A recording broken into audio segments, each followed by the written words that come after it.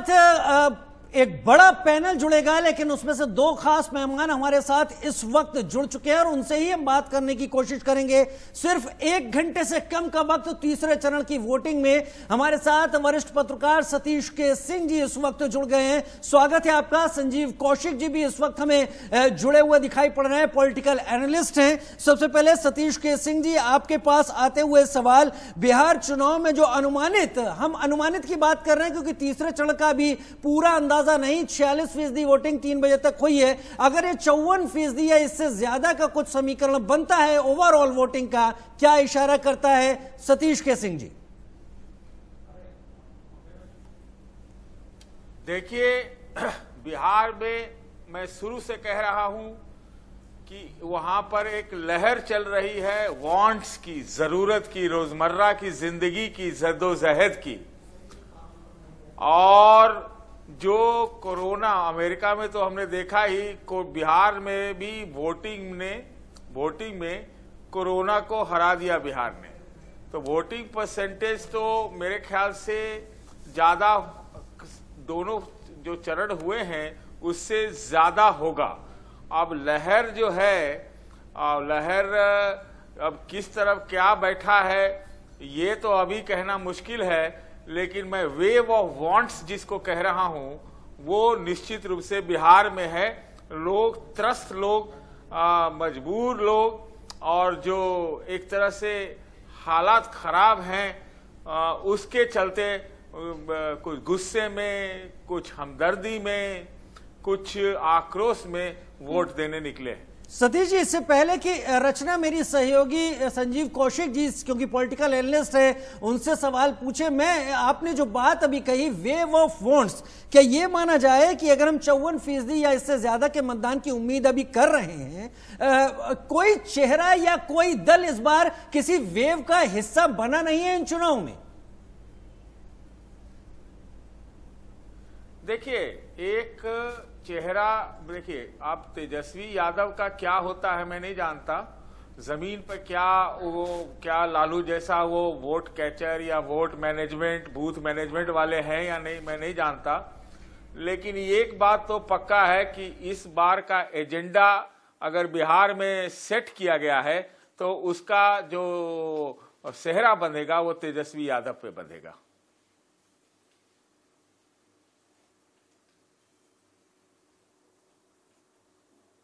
जी, तो बिहार चुनाव का अनुमानित 54% वोट प्रतिशत क्या कहता है? और हालांकि हम समझ रहे थे कि संजीव कौशिक जी हमारे साथ जुड़े हैं, लेकिन हमारे साथ रचना मोहम्मद नेमतुल्लाह साहब जुड़े हुए हैं। सवाल पूछ लीजिए। और नेमतुल्लाह साहब से भी हम पूछेंगे कि ये जो फिलहाल अनुमानित वोटिंग परसेंटेज है, ये किस तरफ इशारा करता है? हालांकि आप तो जेडीयू का पक्ष लेंगे, लेकिन हम क्यों ना कहें कि विपक्ष भी इस बार बहुत उभरता हुआ नजर आ रहा है।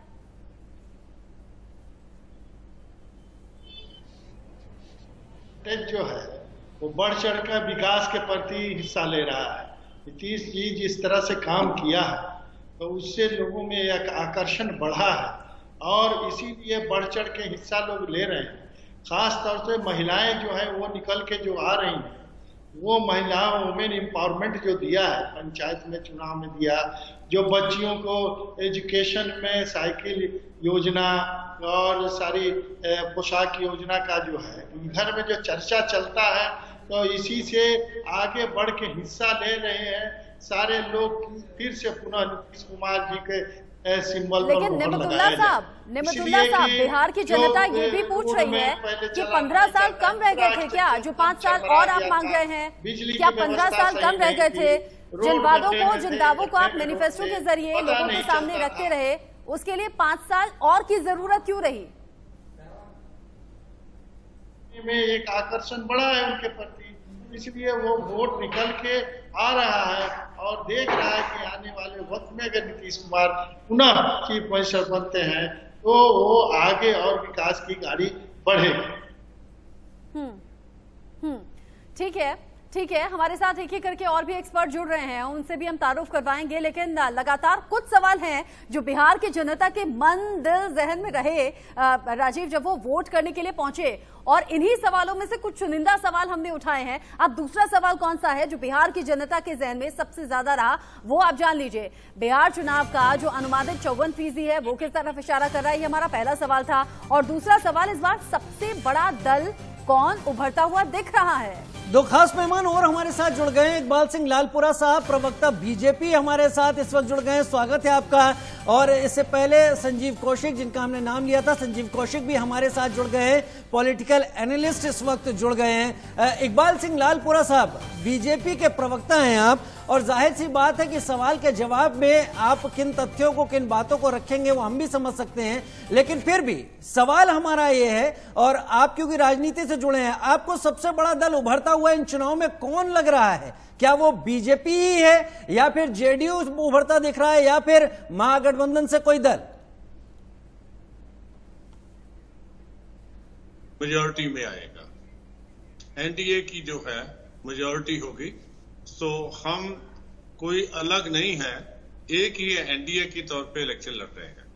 तो हमारा जो है नीतीश कुमार जी की जो है लीडरशिप में गवर्नमेंट बनेगी और एनडीए बहुमत लेके निकलेगी और बड़ा बहुमत लेके आएगी। इसके पीछे हमारा ये है कि हमने विकास किया है, हमने विनाश की राजनीति को छोड़ा है, हमने अमन कानून को बहाल किया है, हमने मेडिकल कॉलेज एस्टेब्लिश किए हैं, हमने कोसी और गंगा पे पुल बनाए हैं, रास्ते छोटे किए हैं, गांव में लाइट लेके आए हैं, 6 लाख लोगों को रोजगार दिया है।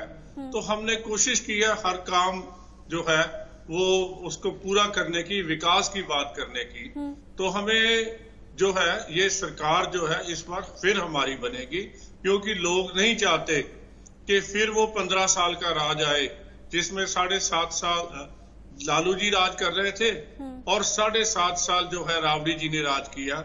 आज इन लोगों को जो बात करते हैं बदलाव की, ये तो उनकी फोटो भी वहां लोगों के सामने, चित्र भी पेश नहीं करना चाहते कि कहीं लोगों को वो जो दोबारा है वो याद ना आ जाए कि कैसा विनाशकारी रहा, कैसे लूटपाट हुई, कैसे किडनैपिंग हुई। दोहरा रहे हैं ना इकबाल सर, आप जिन जिन मुद्दों को दोहरा रहे हैं कि हम ऐसा करेंगे वैसा करेंगे, असल में बिहार की जनता तक वो उन योजनाओं का लाभ पहुंचा क्या, बिहार में वाकई विकास हुआ क्या? इसीलिए ग्राउंड जीरो पर इंडिया न्यूज की टीम लगातार बनी हुई थी और हमारे साथ जुड़ भी गए हैं। हमारे साथ स्टूडियो में है ब्यूरो चीफ राकेश कुमार सिंह भी हमारे साथ जुड़ गए हैं।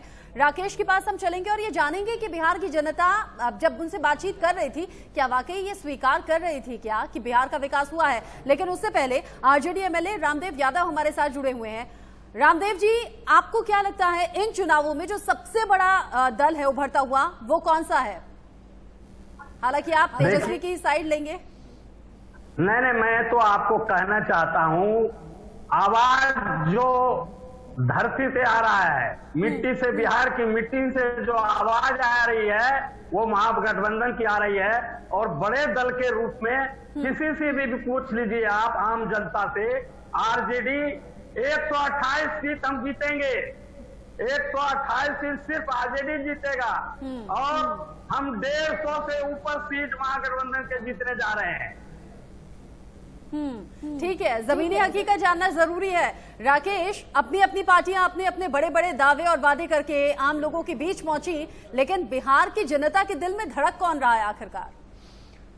देखिए रचना, जहां तक बिहार की जनता की बात है, लगातार हम लोग तीनों चरणों के विभिन्न जिलों का दौरा हम लोगों ने किया, आम जो जनता थी उससे जानने की कोशिश की। उनका साफ तौर पर अगर बात करें तो एक मुद्दा कानून व्यवस्था, सड़क, बिजली, और ये जरूर था, ये मुद्दा था, लेकिन युवाओं में जो एक तबका था उसमें रोजगार का मुद्दा भी था।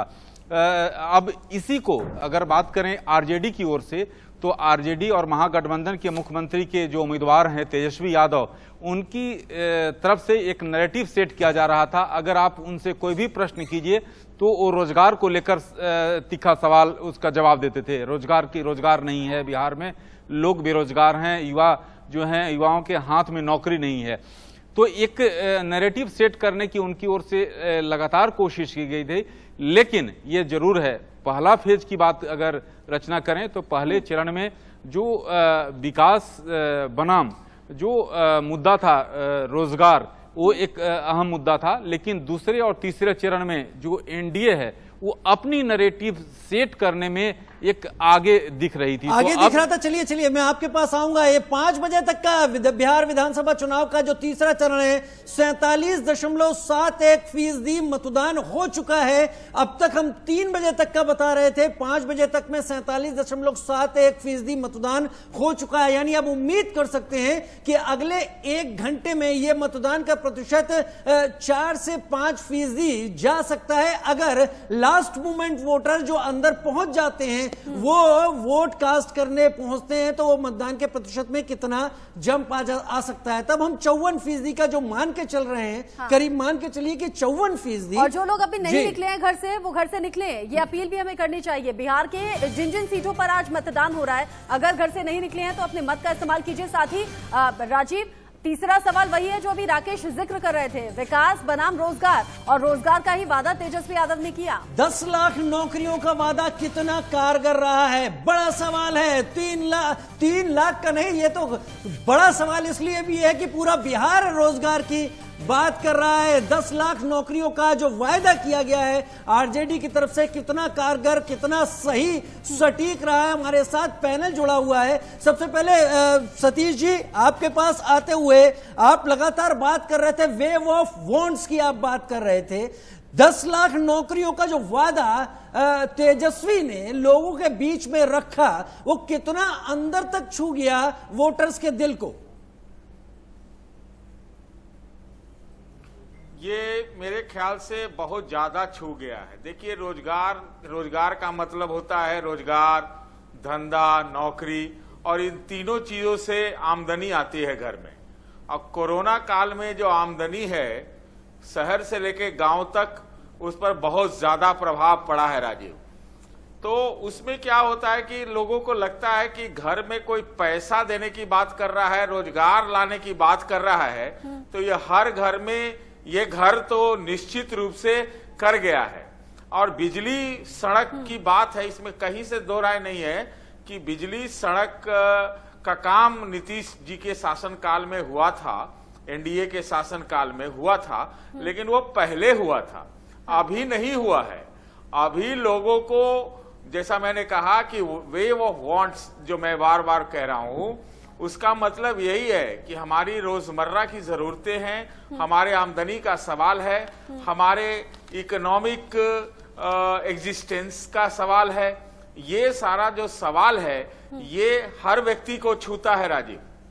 लेकिन सतीश सर, जिन मुद्दों का आपने जिक्र किया, आप यकीन जानिएगा, जब ग्राउंड जीरो पर राकेश कुमार सिंह या फिर शुभ्रा सुमन पहुंचे हुए थे, जैसे मुद्दे उठ रहे थे या फिर जैसी तस्वीरें सामने आ रही थी, बहुत पीड़ा हो रही थी। क्योंकि सड़क नहीं, सुविधा नहीं, पानी नहीं, छत नहीं, यहाँ तक कि शौचालय भी नहीं। किस तरह की दिक्कत लोग झेल रहे हैं, परेशानी लोग झेल रहे हैं, हम और आप सिर्फ दूर से देख सकते हैं, लेकिन बिहार की जनता समझती है कि मुश्किलें कितनी ज्यादा हैं। इस बीच संजीव कौशिक भी हमारे साथ जुड़ गए हैं राजनीतिक विश्लेषक के तौर पर, और साथ ही साथ ऋषि मिश्रा सेफोलॉजिस्ट भी हमारे साथ जुड़ गए हैं, उनसे भी हम बात करेंगे।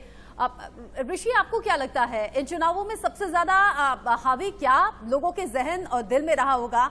क्या तेजस्वी के 10 लाख नौकरी वाला वादा लोगों के दिल को छुआ, प्रभावित किया होगा? क्या 10 लाख नौकरी के नाम पर लोगों ने वोट डाला होगा बदलाव के लिए? बिल्कुल सतीश जी के बात से मैं सहमत हूँ कि देखिए, कहीं न कहीं तेजस्वी यादव ने जो जनता का नब्ज है, खासकर युवा का और रोजगार का मुद्दा उठा के कहीं न कहीं एनडीए को बैकफुट पे डाला है। और बहुत से और भी महत्वपूर्ण कारण है। एंटी इनकम्बेंसी नीतीश कुमार के विरुद्ध रहा है, और आपके रिपोर्टर ने भी कई बार ग्राउंड जीरो से बताया है कि किस प्रकार से नीतीश कुमार के विरुद्ध एंटी इनकम्बेंसी था। बीजेपी के विरुद्ध उतनी आक्रोश नहीं है, लेकिन जेडीयू के प्रति, खासकर नीतीश कुमार के प्रति, जिस प्रकार से नीतीश कुमार ने कोरोना जैसे महामारी में जिस प्रकार से उन्होंने हैंडल किया, गवर्नमेंट ने हैंडल किया, ब्यूरोक्रेसी ने हैंडल किया, उससे कहीं न कहीं जनता में नाराजगी थी। और उसका आपको फलस्वरूप आपको नतीजे में मुझे लगता है देखने को मिलेगा। और लड़ाई मेरे हिसाब से बीजेपी और आरजेडी के बीच होगी सिंगल लार्जेस्ट कौन सी पार्टी हम बनती इन है? सवालों में आएंगे। दूसरा फैक्टर मैं 3-4 फैक्टर बता देता हूँ। ऋषि भाई इन सवालों पे हम आएंगे क्योंकि ये सवाल आपको भी पता है। जी बोलिए, समय थोड़ा कम है, ब्रेक लेना था। 2-3 फैक्टर बता देता हूँ जिसके कारण आज नीतीश कुमार यदि बैकफुट पे हैं, सत्ता में आए नहीं आए ये कोई मैं भविष्य करता नहीं हूं। ऋषि जी, आप नाराजगी का जिक्र कर रहे थे, आप नाराजगी का जिक्र कर रहे थे, लेकिन राजीव आप भी मानेंगे जब बिहार की खबरें आती रही, नाराजगी की वजह बहुत सी रही, लेकिन नाराजगी का खामियाजा बहुत सी पार्टियों और नेताओं को भी इन चुनाव में भुगतना होगा। राकेश से हम समझेंगे, एक छोटे से ब्रेक के लिए यहाँ पर रुक रहे हैं, ब्रेक से लौटेंगे तो बात नाराजगी की होगी और नाराजगी का खामियाजा किसने और कब भुगता ये भी बताएंगे। कमाए घर में मिले रोजगार, बेटा बहरी न जाए कमाए घर में मिले रोजगार, BA MA में साल न बिगड़े हो, BA MA में साल न बिगड़े, चुनी हनी मन सरकार, चुनी हनी मन सरकार, भैया बना ला आपन बिहार, खाई के मगहिया पान, चल भैया देखे बिहार चुना, चुनी है नियमन सरकार, भैया बनाला अपन बिहार। और तीसरे चरण की वोटिंग में अब महज आधे घंटे का वक्त है और उसके बाद ये तमाम चीजें, तमाम सटीक हमारे आकलन आपके सामने होंगे, कौन कहां किस जगह पहुंच रहा है। लेकिन सवाल नंबर 3 से शुरुआत कर लेते हैं। मेहमान हमारे साथ हैं और सवाल नंबर 3 यहां पर यह है कि तेजस्वी यादव का 10 लाख नौकरियों का वादा कितना कारगर रहा। एमडी नेमतुल्लाह जेडीयू से हैं इस वक्त। 10 लाख नौकरियों का वादा तेजस्वी जो उन्होंने जनता से किया, उसने कहीं बहुत आपके हाथ से बाजी छीनने का काम किया है नेमतुल्लाह साहब।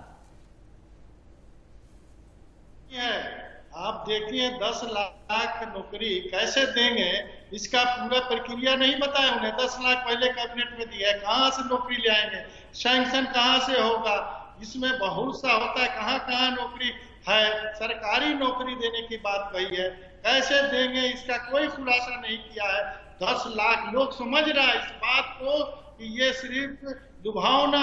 अच्छा, जब 19 लाख नौकरी का वादा नीतीश कुमार ने किया तो उन्होंने समझाया क्या बिहार की जनता को कि 19 लाख नौकरी वो कहां से देंगे, तब पैसा कहां से आएगा? उन्होंने कहा कि हमने जो पिछले 15 साल में 95,000 नौकरी मिली थी और उसके बाद से 6 लाख से भी ज्यादा नौकरियां नीतीश कुमार ने दी, और आने वाले वक्त में जो उन्होंने वादा नेमतुल्लाह साहब वर्तमान में जीने की कोशिश शुरू कीजिए ना।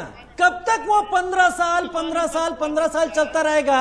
सत्ता के लिए चुनाव महत्वपूर्ण होता है और चुनाव में लोगों तक बात पहुंचाना जरूरी होता है। कहीं बहुत तेजस्वी इस मामले में आगे निकल गए, ये आपको मानना पड़ेगा। वक्त ज्यादा नहीं बचा है, हम सवाल नंबर 4 पर आ रहे हैं। आपके भी तर्क हमने जान लिए, कमोबेश वही हैं जो अब तक नीतीश जी दे रहे थे। रचना, चौथा सवाल क्या है हमारा? और चौथा सवाल नाराजगी को लेकर है राजीव। नाराजगी, यहाँ पर नीतीश कुमार से नाराजगी सचमुच एनडीए को बहुत बड़ा नुकसान क्या पहुंचा देगी, ये बहुत बड़ा सवाल है। और ये सवाल भी बिहार की जनता के जहन में राजीव 100% रहा होगा। और साथ ही हमें नहीं भूलना चाहिए कि एलजेपी से जो नाराजगी एनडीए की रही, इसका भी नुकसान एनडीए को उठाना पड़ेगा, क्योंकि चिराग पासवान बहुत तेजी से उभरते हुए नेता इन चुनावों में रहे हैं। हम नाराजगी पर बात करेंगे और राकेश, आप ही से मैं जिक्र कर रही थी, आप चूंकि ग्राउंड जीरो पर रहे, आप लोगों के बीच रहे, क्या वाकई नीतीश कुमार से नाराजगी एनडीए के लिए भारी पड़ने वाली है और एलजेपी से दूरी एनडीए को कितना बड़ा नुकसान पहुंचाएगी? देखिए रचना, मैं आपके प्रश्न का जो दूसरा भाग है उसको पहले बताना चाहूंगा। एलजेपी एक अहम मुद्दा है, खास तौर पर जेडीयू के लिए। जेडीयू के करीब 20 से 25 ऐसे सीट मैंने जाकर ग्राउंड जीरो पर देखा जहां पर एलजेपी जो है वो जेडीयू को हराने की स्थिति में है। भले वो अपने जीते या न जीते, लेकिन जेडीयू को बुरी तरह से पीछे धकेलने यानी तीसरे पोजीशन पर ले जाने की स्थिति में है। तो ये एक बड़ी जेडीयू के लिए बड़ा झटका है। अगर बात करें जेडीयू के बड़े नेता से, कुछ देर पहले मेरी बातचीत हो रही थी रचना, तो उनका कहना था कि उनका भरोसा जो है महिलाओं पर है, जो उनका मानना है कि महिला वोटर जो निकल रही हैं उनके लिए वोट कर रही हैं। दूसरी बात कि महादलित पर अभी भी जेडीयू की जो है ये मानना है कि उनकी पकड़ है। लेकिन मैं महादलित के कई जातियों को देखा जो कि इस बार जो है जेडीयू से अलग थे।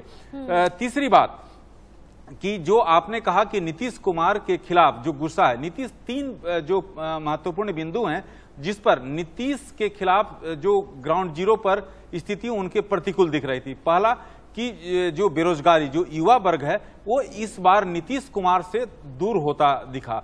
दूसरी बात कि जिस तरह से उन्होंने कोरोना काल में जो बाहर से आने वाले जो मजदूर थे, जो बिहारी मजदूर थे, जो बिहार आना चाहते थे, उनके प्रति जो रुख था वो नीतीश कुमार को इस बार हमें जो लगा ग्राउंड जीरो पर कि उन पर भारी पड़ता दिख रहा है। कोटा में छात्रों के जो आपने देखा कि उत्तर प्रदेश के मुख्यमंत्री योगी आदित्यनाथ जो है आगे बढ़कर बस भेजते हैं, उनको लाया जाता है, वही नीतीश कुमार का जो रुख रहा।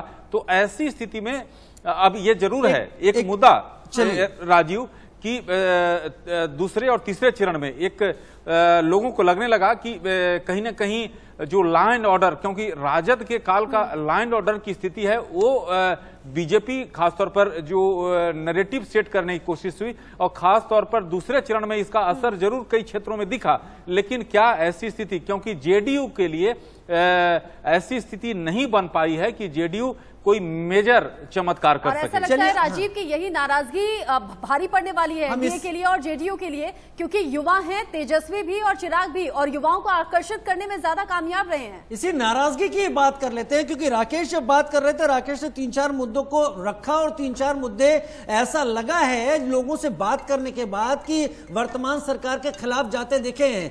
संजीव कौशिक साहब पॉलिटिकल एक्सपर्ट हमारे साथ जुड़े हुए हैं, कोशिश पहले भी कर रहे थे, उनसे संपर्क टूट रहा था। संजीव जी, ये जो नाराजगी का फैक्टर है, दो तरह की नाराजगी है। एक तो विद इन द एनडीए है जहां पर चिराग नाराज हो गए जेडीयू से और समीकरणों को बिगाड़ कर रख दिया। दूसरी नाराजगी इस सरकार से जनता की है। कौन सी नाराजगी कितना भारी पड़ती दिख रही है? क्या नीतीश इस सारी नाराजगी के बीच में नैया किनारे लगा लेंगे या इस बार बहुत बुरी स्थिति होने वाली है?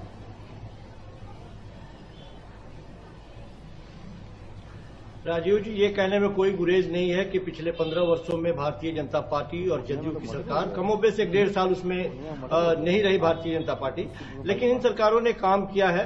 सड़कें बेहतर बनी है, बिजली पहुंचाई है, घर तक जल भी पहुंचाने का प्रयास किया गया और भी बहुत सारे ऐसे काम हुए। लेकिन सवाल यह है कि क्या बिहार की खोई हुई अस्मिता इतने से वापस आने वाली है? पिछले 15 वर्षों का नतीजा इतना ही होना चाहिए था। 15 वर्षों तक यदि आपने शासन किया और सुराज और सुशासन की बात यदि आपने करी और अब भी यदि बिहार मानव विकास सूचकांक में सबसे निचले पायदान पे आता है तो ऐसा क्यों? 43,800 लोगों पे आज भी एक डॉक्टर बिहार में है। 32-33% से ज्यादा लोग गरीबी रेखा से नीचे है। 58% से ज्यादा बच्चे एनीमिया के शिकार हैं। पिछले 15 वर्षों में दर्जनों चीनी मिलें बंद हो गई है। वहां पे बेरोजगारी का आलम यह है कि किसी से छुपा हुआ नहीं है। वो 10 लाख कोई बोलता है तो कोई 18 लाख 19 लाख की बात कर रहा है। स्वास्थ्य की बात यह है कि एक मुजफ्फरपुर में एक चिमकी जैसा बुखार यदि शुरू हो जाता है तो बच्चों की स्थिति ऐसी हो जाती है कि उसको मरनासन स्थिति से बचाने में मुश्किल हालात पैदा होने लगते हैं। घोटाले की बात जहां तक है तो घोटाले भी बहुत सारे हुए हैं और जो बाद में आपको दिखाई देंगे। लेकिन बिहारी स्वाभिमान की सबसे बड़ी बात यह है कि हमने और आपने देखा है कि किस तरह से कोरोना काल के शुरुआती दौर में भूखे पेट नंगे पांव वो बेतहाशा अपने गांव की तरफ भागते हुए वो लोगों का दृश्य और पीठ पर महिलाएं बच्चों को लादे हुए बैग पे लादे हुए, और उसके बाद आदरणीय मुख्यमंत्री जी का जो रुखापन था इन अप्रवासी भारतीयों के लिए या बिहारियों के लिए, भारतीय हमने और ये सब रहेगा, ये सब रहेगा बिहार की जनता के जहन में, सब कुछ रहेगा। शिक्षा नहीं, स्वास्थ्य नहीं, रोजगार नहीं। और हमने देखा कोरोना काल में जब लाखों प्रवासी घर लौटे नंगे पांव में छाले थे, ऐसे लोगों के पास खाने के लिए रोटी नहीं थी, अन्न नहीं था। ये सब कुछ बिहार की जनता के जहन में रहने वाला है और इसी आधार पर वोटिंग चल रही है। वोटिंग के अब आखिरी अंतिम कुछ मिनट बचे हैं। अगर आपने अपने मत का इस्तेमाल नहीं किया है तो घर से बाहर निकलिए, वोट डालिए। किन किन मुद्दों पर डाला जा रहा है बिहार में चुनाव में वोट, वही मुद्दे हम लगातार गिना रहे हैं और वही सवाल उठा रहे हैं। पांचवा सवाल है कि चिराग जिस तरीके से अकेले आ गए हैं, ऐसे में नीतीश कुमार को कितना नुकसान पहुंचाएंगे? चिराग पासवान अनएक्सपेक्टेड तरीके से चुनावी रैलियों में देखे गए, उनके भाषण हमने सुने, वो भी इस दौर में जब उन्होंने अपने पिता को अभी खोया था जी। ऐसे में हमें औरंगाबाद की वो तस्वीर जरूर याद रखनी चाहिए। राकेश कुमार सिंह से भी मेरी बात हुई थी उन दिनों जब औरंगाबाद की रैली में पहुंचे थे, महिलाएं और युवा ज्यादा संख्या में थे और कहा था देखो देखो कौन आया, शेर आया, शेर आया।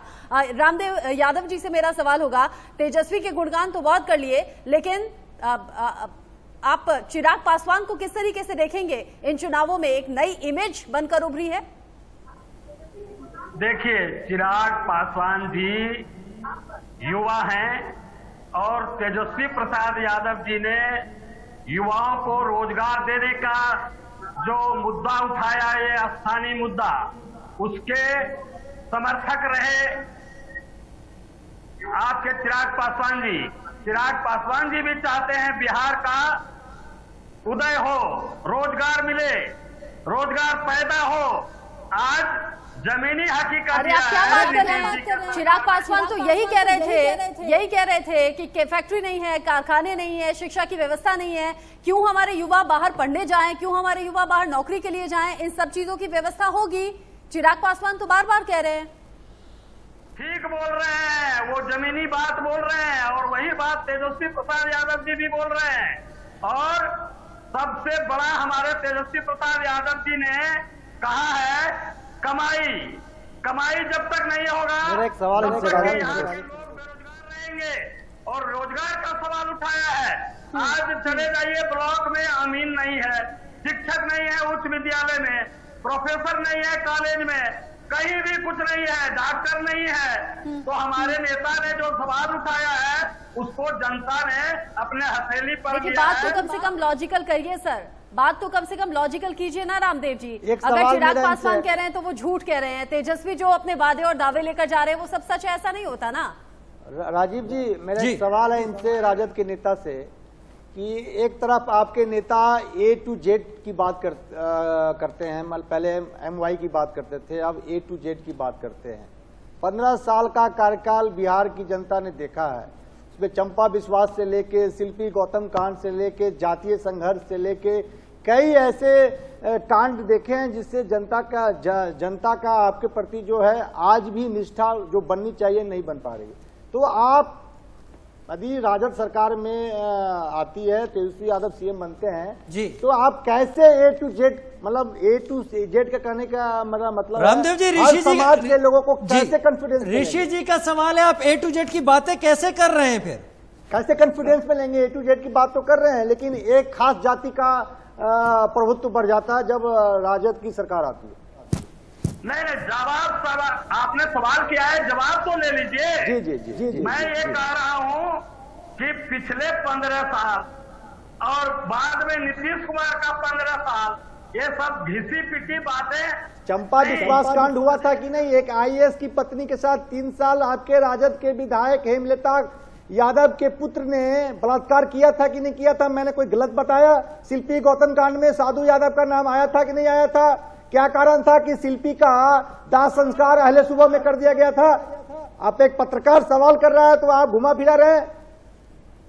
नहीं, घुमा नहीं रहा हूँ, मैं आपको बताना चाहता हूँ अनाथालय के बच्चियों के साथ मुजफ्फरपुर में तो उसका प्रशंसा कौन कर रहा है भाई? आप अपने हिस्से का ठीक है, ये झगड़ा, ये तर्क चलते रहेंगे क्योंकि अब वोटिंग का कुछ ही वक्त बाकी रह गया और हम उन सवालों के साथ हैं कि कौन से फैक्टर यहां पर काम कर गए। सवाल नंबर 6 अभी क्या कहता है? सवाल नंबर 6 अपने दर्शकों के सामने रखते हैं। तेजस्वी का कांग्रेस और वाम दलों से गठबंधन करना कितना फायदेमंद रहा है? क्या तेजस्वी कई तरह के फायदों में नहीं आ गए इस पूरे चुनाव के दौरान? सतीश के सिंह हमारे साथ इस वक्त जुड़े हुए हैं और 7वां सवाल यह है कि इस बार किसकी सरकार बनती दिख रही है? तो एक तो ये तेजस्वी के फैसले और दूसरा इस बार किसकी सरकार बनती दिख रही है? सतीश के सिंह जी, तेजस्वी यादव एक तो चिराग की जो नाराजगी है क्या उस लहर पर भी सवार है? दूसरा साथ में तेजस्वी यादव ने जिस तरह से फैसले लिए क्या वो उनके हक में जा रहे हैं? और इससे इतर सरकार आपको किसकी बनती दिख रही है? देखिए, मैंने आपसे कहा कि वहां पर जो जरूरत की जो है ना एक लहर चल रही है बिहार में, लगता है कि जाति पाति भी थोड़ा पीछे पड़ गया। मैं नहीं कहूंगा कि जाति पाति ही एकदम खत्म हो गया है, तो उसका लाभ तो मुझे लगता है उनको मिलेगा। बाकी इलेक्शन मैनेजमेंट में वो क्या रहे, मैंने पहले ही कहा, मुझे नहीं मालूम। हाँ, ये बात है कि जिन्होंने वो कम्युनिस्ट पार्टियों से जो समझौता किया, वो एक बहुत ही अच्छा मूव उन्होंने अपने तरफ से किया है कि कम्युनिस्ट को ऐसे माना जाता है कि वो गरीब को रिप्रेजेंट करते हैं। जहां तक कांग्रेस का सवाल है, तो कांग्रेस को हमको लगता है कांग्रेस ने स्थिति का फायदा उठाकर उनसे ज्यादा सीटें ले ली, तो शायद वो कांग्रेस का गढ़ अगर तेजस्वी के नाम से, आरजेडी के नाम से, गठबंधन के नाम से बचता है, तब तो देखने वाली बात है। लेकिन जब ऑप्शन ये एक पर्टिकुलर स्थिति में ये शायद जो कम्युनिस्ट वाला चाल है वो सही है, और कांग्रेस को इतना सीट देना शायद उतना अच्छा नहीं। इकबाल सिंह लालपुरा साहब भी हमारे साथ बड़ी देर से जुड़े हुए हैं। इकबाल सिंह लालपुरा साहब, चिराग इस बार अपना चिराग जलाएंगे या एनडीए का चिराग बुझा देंगे? और साथ ही अगर तमाम आप वोटिंग परसेंटेज देखें, आज की स्थिति में 5 बजे 53.71% वोटिंग हो चुकी है, यानी इस बार 55% से ज्यादा जा सकती है, मैं अनुमान लगा सकता हूं। तमाम चीजें देखते हुए चिराग आपके लिए नफे का सौदा है, नुकसान का इस बार विधानसभा चुनाव में? हम जो है रामविलास पासवान जी की इज्जत करते हैं। चिराग अभी नया है, उसका इस राजनीति में कोई बहुत बड़ी चेंज लाए ऐसा संभव नहीं है, लेकिन हम तो पहले बहुत आगे हैं। प्रधानमंत्री जी का बारे में लोगों ने अपनी राय जो है 2019 के लोकसभा इलेक्शन में दे दी थी, और उसी के हिसाब से जो पार्टी के प्रवक्ता होने के नाते आप अपना फर्ज अच्छे और बेहतर तरीके से निभा रहे हैं इकबाल सर, हम समझ सकते हैं। सभी खास मेहमान हमारे साथ बने हुए हैं, लेकिन ये भी एक मास्टर स्ट्रोक था। प्रधानमंत्री नरेंद्र मोदी ने चिराग पासवान के खिलाफ कुछ नहीं कहा, मतलब अंदर खाने राजनीति में सब कुछ संभव, कभी भी कैसे भी हो सकता है, ये एक स्कोप छोड़ दिया है कि अगर आने वाले वक्त में जो चिराग पासवान दावा कर रहे हैं कि एलजेपी और बीजेपी सरकार बनाएगी, लेकिन एग्जिट पोल शाम 6 बजे से जरूर जुड़े रहिएगा इंडिया न्यूज पर, क्योंकि हम आपको बताएंगे बिहार में किसकी बन रही है सरकार, और किसकी बन रही है सरकार, और कितने दम के साथ बन रही है सरकार।